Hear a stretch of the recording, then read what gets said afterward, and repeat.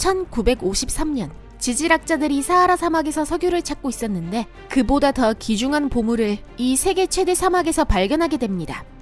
이 보물을 채굴하기 위해 리비아 당국은 270억 달러라는 거액을 투입했습니다. 이미 아시겠지만 이 보물은 바로 물입니다. 여러분 안녕하세요. 오늘은 아마 여러분이 지금까지 들어본 적 없는 세계 최대의 관계 프로젝트에 대해 알려드리겠습니다. 세계 8대 불가사의 중 하나인 리비아 대수로에 대한 이야기입니다. 준비됐나요? 그럼 시작합니다.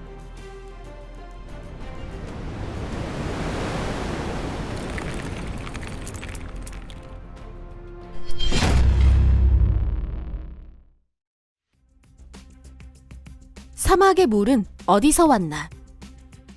1950년대 석유는 전략 물자가 되었고 석유를 소유하는 것은 곧 부와 변형과 영향력을 손에 쥐는 것을 의미했습니다. 바로 그 무렵 석유는 석탄을 대신한 최고의 연료가 되었고 세계에서는 유전 탐광이 활발해졌습니다. 석유는 리비아 남동부에서도 채굴되고 있으며 지질조사 프로젝트 중 하나가 그곳 쿠프라현에서 진행되고 있었습니다. 이 리비아 사하라 사막에서 유정을 굴착하던 중 현재 누비안 사암 대수층으로 알려진 것이 발견되었습니다. 리비아, 수단, 이집트, 차드 공화국 등 아프리카 4개국 모래 언덕 지하 깊숙한 곳에는 막대한 양의 지하수가 매장되어 있습니다. 이는 세계에서 가장 큰 화석수층으로 그 면적은 200만 평방킬로미터 이상입니다. 무려 멕시코 면적보다 넓습니다. 누비안 사암 대수층에는 약 15만 입방킬로미터의 담수가 저장되어 있으며 그 양은 카스피해의 2배입니다. 이 모든 물이 놀랍게도 세계에서 가장 건조하여 사람들이 살기 힘든 곳 중 하나인 사하라 사막에 있는 것입니다. 그곳의 연간 강수량은 겨우 76mm이고 수분의 연간 추정 증발량은 2500mm를 웃돕니다. 어떻게 이런 엄청난 양의 물이 이곳에 축적된 걸까요?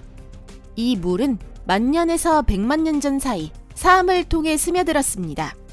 그 무렵 사하라 사막은 온난화 기후로 인해 많은 양의 비가 내려 높은 습도를 유지했습니다. 누비안 사암 대수층은 마지막 빙하기의 풍부한 유산으로 당연하게도 학자와 정치인들의 많은 관심을 받았습니다. 어떻게 물을 얻을 수 있나? 북아프리카는 매우 건조한 지역으로 리비아는 절실히 진수가 필요했습니다. 리비아는 지중해에 가까움에도 불구하고 만년 물 공급 문제에 시달렸습니다.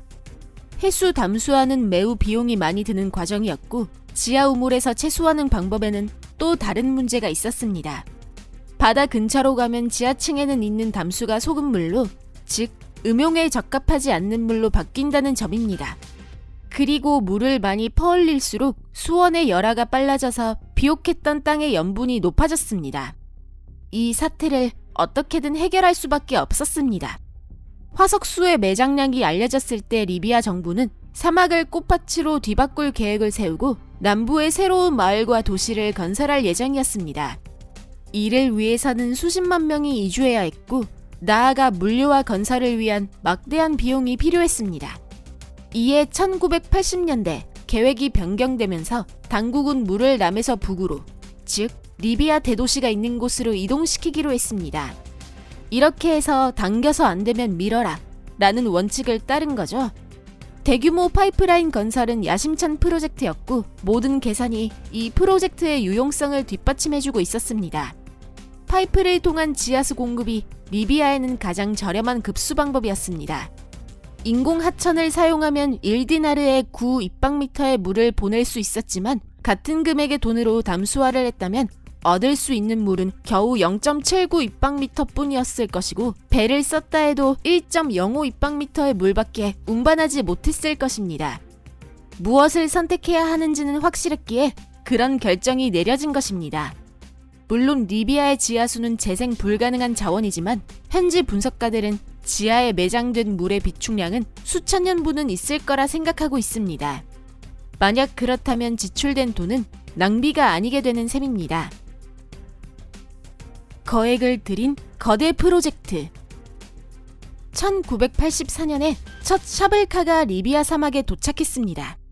수백 개의 우물을 파거나 지하의 파이프라인을 부설하거나 저수지, 펌프장 등 많은 것을 건설해야 했습니다.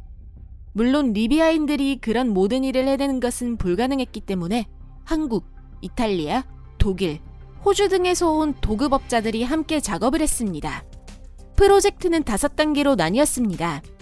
1단계는 사리르와 타지르브 수원에 234개의 우물과 슐트와 벵가지 마을을 연결하는 1600km의 파이프라인 건설이었는데, 이를 위해서는 수많은 특수한 과제를 해결해야 했습니다. 예를 들어 파이프는 이 작업만을 위해 특별히 건설된 리비아 국내 공장에서 제조되었으며 그 건설에는 3억 5천만 달러나 들었습니다. 게다가 이것은 세계에서 가장 큰 프리스트레스트 콘크리트 파이프로 한 파이프의直径은 4m, 길이는 무려 7m나 되었습니다. 그리고 1단계에서만 25만 개의 파이프를 부설해야 했습니다. 이 파이프는 스웨덴에서 이를 위해 특별히 제조된 390톤의 구조부를 들어올릴 수 있는 세계 최대 지게차로 운반되었습니다. 그 후 특별히 제작된 도로로 운반된 후 특별히 제작된 크레인으로 7m 홈에 놓였고 거기에 콘크리트가 흘러들어갔습니다. 하지만 그뿐만이 아닙니다. 물을 저장하기 위해 땅과 바위를 도려내 아스팔트로 덮은 인공 저수지가 만들어졌습니다. 펌프에 전기를 공급하기 위한 발전소도 건설되었습니다. 그리고 모든 문제가 해결되어 1989년에 첫 번째 물이 아즈다비아 저수지로 들어갔습니다. 하루에 200만 입방미터나 되는 물이 유입되는 것입니다. 리비아는 1단계 계획을 실현하기 위해 140억 달러를 썼습니다. 그것은 주로 석유를 팔아서 얻은 자금이었습니다. 국제기구의 대출을 받지 않고 자력으로 자금을 조달했다는 점도 이 프로젝트의 독특한 점 중 하나입니다. 270억 달러를 무엇에 투자했는가? 1단계 후에 56억 달러를 지출하여 2개의 단계가 더 진행되었습니다. 2단계에서는 리비아 수도 트리폴리와 제페라 계곡의 물을 끌어왔습니다. 이리하여 리비아 서부에 또 하나의 급수 시스템이 완성됐습니다. 이 시스템은 총 길이 1227km의 파이프라인으로 하루 공급 능력은 250만 입방미터입니다. 3단계에서는 1단계로 건설된 물 공급망을 확장하여 공급량을 168만 입방미터 더 늘렸습니다.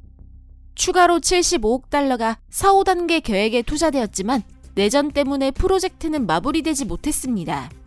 최종적으로 동부와 서부 시스템이 슐트 마을에서 통합되어야 했습니다. 그러나 그럼에도 이 프로젝트가 거대한 스케일임에는 분명합니다.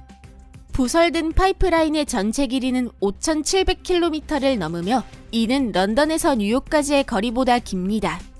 또한 1,116개 우물이 골짝되어 하루 물 공급량은 총 650만 입방미터입니다. 게다가 2억 5천만 입방미터의 흙이 파내졌는데 이는 세계 최대 댐인 산큐댐 건설 때의 2.5배에 해당합니다. 리비아의 독재자 무아마르 카다피는 이 대수로를 세계 8번째 불가사의라고 불렀습니다. 대담한 명칭이지만 확실히 이 프로젝트는 상당히 야심찹니다. 이 사업 계획은 기네스북에 등재되었을 뿐만 아니라 20디나르 지폐에도 그려졌습니다.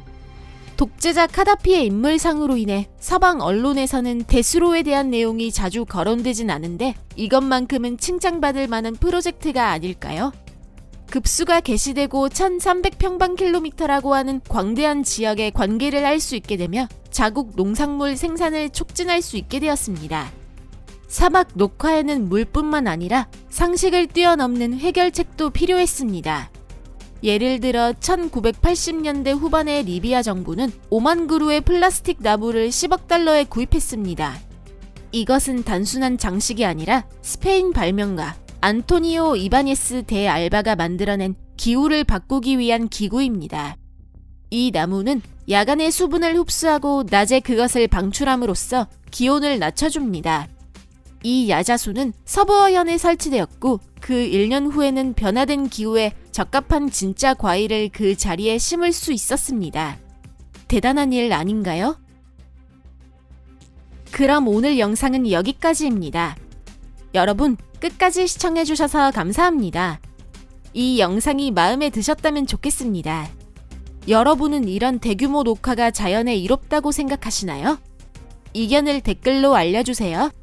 때때로 위대한 광인의 강이라고도 불리는 대수로에 대해서는 어떻게 생각하는지에 대해서도 알려주세요. 여러분의 의견을 기대하고 있겠습니다. 그럼 새로운 영상 준비 작업이 남았으니 여러분과는 잠시 동안 작별입니다. 다음 영상에서 뵙겠습니다. 안녕히 계세요.